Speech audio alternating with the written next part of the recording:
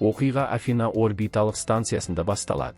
Онда тыйым салынған эксперименттер жүргізілетін. Қазір станция тасталқан болған, жан-жақта денелер ұшып жүр. Экспедицияның аман қалған соңғы қатысушысы командалық орталыққа эксперименттің бақылаудан шығып кеткенін хабарлайды. Сынақ объектісі бостандыққа шығып, ашу жағаға мінген. Бұған ешкім сенбейді, себебі сынақ объектісі жай ғана егеу құйрық болатын.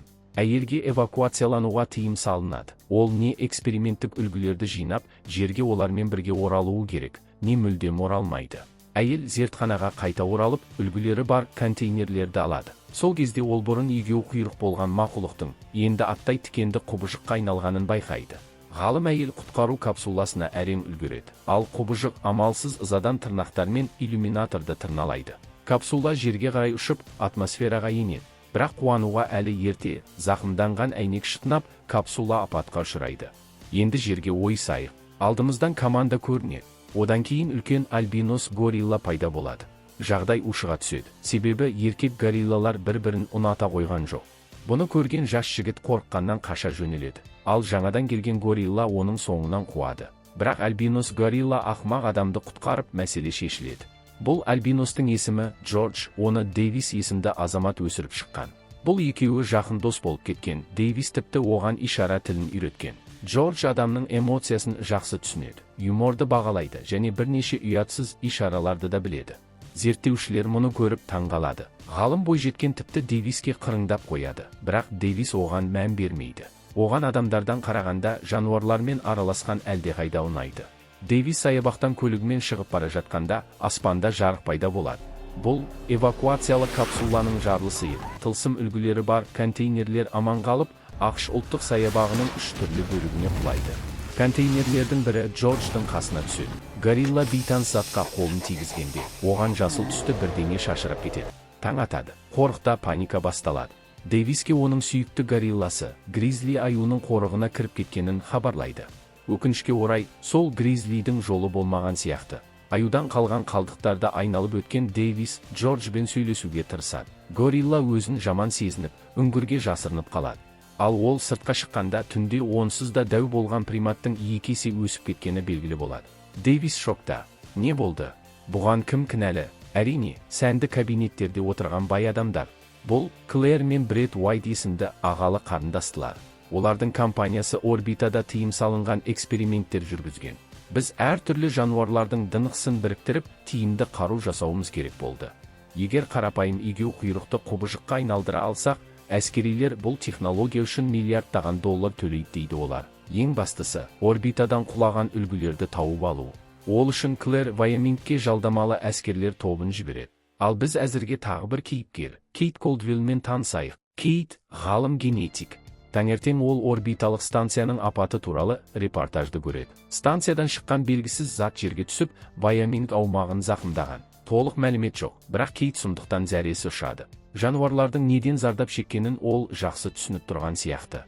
Ал бұл уақытта Дэвисте де үлкен мәселе туындайды. Оның жүнді досы өзгеріп бара жатыр. Оның қанында өсу гормондарының сұмдық көп екені анықталады.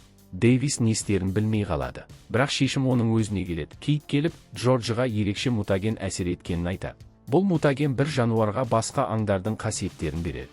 Нәтижесінде акула сияқты шексіз өсе алатын, гепард сияқты жүгіріп, аюдай айқасатын сұмдық гибридтер пайда болады. Кейт мутагенді жасап шығаруға өзі қатысқан, демек оның горилланы емдеп алуға мүмкіндігі бар. Жедел өсудің кесірінен примат шыдатпас аштықтан қиналады. Етпен тамақ іздеп, ол торды тас-талқан етіп, бостандыққа ұмтылады. Дэвис горилланы сабасына түсірмек болады, бірақ кенеттен арнайы қызметтің тікұшағы пайда болады. Джордж ұйықтататын дәрісі бар оқтардан сұлап түседі. Ал Вайомингте не болып жатыр? Жалдамалы әскерлер орманға түсіп, қасқырды іздейді. Табады да, бірақ бұл жай қасқыр емес, 10 метрлік сұмдық аң еді. Мақұлық бүкіл топтың тас-талқанын шығарады. Кейін Дэвис пен Кейтті түсіру қызметкерлері ұстап әкетеді. Топты Рассел есімді агент басқарады. Расселдің басты мақсаты Уайттар отбасы. Оларды биологиялық қару жасады деп күдіктенгелі қашан. Ал мутант горилла ұшақпен штабқа бара жатқан маңызды айға. Ұшу кезінде Рассел Дэвиске жаңа құрбысының оны алдағанын айтады. Кейт әлдеқашан компаниядан қуылған, және оның Джорджды қалай емдеуді білмейтіні әшкере болады. Бұл уақытта Уайттар түсірудің доктор Колдвеллді ұстағанын біледі. Бұл олар үшін өте қауіпті, себебі компромат көбейіп барады. Бірақ Клэр Уайт шешім табады. Мутаген кез келген құрбаны ерекше төмен жиілікті импульске реакция беретіндей етіп жасалған. Клэр Чикагодағы зәулім ғимараттағы антеннаны іске қосады. Енді құбыжықтар оның офисіне өздері ағылып келіп, бір-бірін құртады. Клэр олардың қалдықтарын жинап алып, бәрін қайта жасайды. Ал гориллаға келсек, сигнал оған тіпті 10.000 метр биіктікте де жетеді. Дәу мақұлық ашуға мініп, ұшақты талқандайды. Доктор Калдвеллге қатысты мәселе өздігінен шешілгендей болады. Антенна іске қосылған соң, өзен бойымен Чикагоға қарай гиганттық бірдеңе жылжи бастайды. Қасқырда құлаққа естілмейтін шақыруға ұмтылады. Джордж оянып, бұрқан-шарқан ашуланады. Клэрдің жоспары іске асқан сияқты. Горилла ұшақты тесіп жібереді. Бұған қарамастан, Дэвис пен Кейт парашют киіп үлгереді. Рассел ес-түссіз жатыр. Әрине, Дэвис оны құтқарады. Ұшақ сынықтары жүгері алқабына құлайды. Мутант горилла аман қалып, Чикагоға қарай тұра ұмтылады. Бұл уақытта Уайттардың офисіне Фбр келеді. Бірақ Клэр сабырлы, өйткені Рэмпейдж жобасы бойынша деректерге ешкім қол жеткізе алған жоқ. Рассел эвакуация сұрап жатқанда Кейт Дэвиспен татуласуға тырысады. Ол Уайттардың компаниясына ауру бауырын құтқару үшін жұмысқа орналасқан екен. Бойжеткен өзінің эксперименттік әзірлемелері биологиялық қару жасау үшін қолданылатынын білмеген. Ол Уайттардан өш алғысы келеді. Дэвис оны кешіреді, өйткені қазір олардың жауы бір. Рассел, Кейт және Дэвис әскери базаға ұшып келеді. Бұнда құбыжықтардың бағыты бақыланып жатыр екен. Горилла мен қасқыр бірге Чикагоға қарай жылжуда. Дэвис әскерилерге бұл түрлердің өзара ынтымақтаса алмайтынын түсіндіреді. Олар жай ғана ортақ тітіркендіргішке реакция беріп жатыр. Чикагоны шұғыл түрде эвакуациялау керек. Бұл мақұлықтарды қарапайым қарумен тоқтату мүмкін емес. Әрине, әскерилер оның кеңесіне құлақ аспайды. Дэвис пен Кейтті штабтан алып шығады. Бойжеткен Уайттардың офисіне шұғыл түрде жету керек деп есептейді. Олар құбыжықтарды сақтандырусыз шақыруы мүмкін емес. Оларда жануарлардың агрессиясын қосатын, әрі оларды бақылауға мүмкіндік беретін антидот болуы тиіс. Дэвис и Кейт күзеттен қашуды ұйғарады. Олар тікұшаққа жетеді, бірақ онда оларды Рассел күтіп тұрады. Бұған қуану керек, агент оларды тоқтатпайды. Керісінше, өзін құтқарғаны үшін алғыс ретінде Дэвиске тікұшақтың кілтін береді. Жұп Чикагоға ұшып бара жатқанда, әскерилер Дэвистің дұрыс айтқанына көз жеткізеді. Қасқыр мен горилла сарбаздардың тас талқанын шығарады. Полковник Чикагоны эвакуациялауға бұйрық береді, бірақ тым кешеді. Халық тым көп, ал құбыжықтар өте жақын. Оның үстіне олар сұмдық үлкен әрі өте қайратты. Қасқыр мен горилла Чикагоға жетіп, бәрін тас-талқан етіп, сәуле шашатын мұнараға қарай беттейді. Бірақ ұлттық саябаққа Мутаген бар 2 емес, 3 контейнер түскен екен. 3-ші құбыжық, алып қолтырауын. Бұл мақұлықтарды артиллерияда, авиацияда тоқтата алмайды. Олар қол жеткен жердің бәрін қиратып жатыр. Полковник ең үлкен бомбаны тастауға шешім қабылдайды. Бірақ ол бомба қаланың жартысын қиратады. Расселге бұл идея ұнамайды. Сондықтан ол Дэвис пен Кейттің артынан Чикагоға аттанады. Бұл уақытта Уайттар офисті тастап кетпекші болады. Клэр зертханаға Дэвис пен Кейттің басып кіргенін байқап қалады.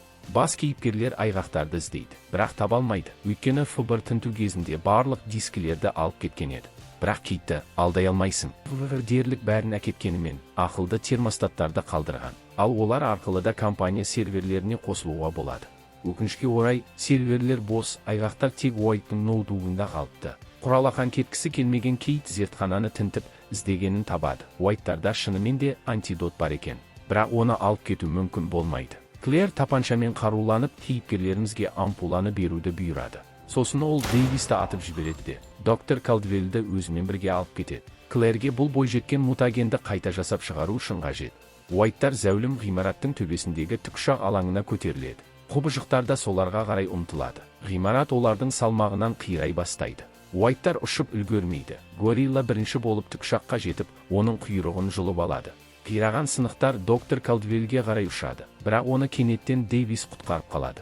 Ол жай ғана өзін өліге салып жатқан екен. Клэрдің оғы өмірлік маңызды ағзаларға тимеген болып шықты.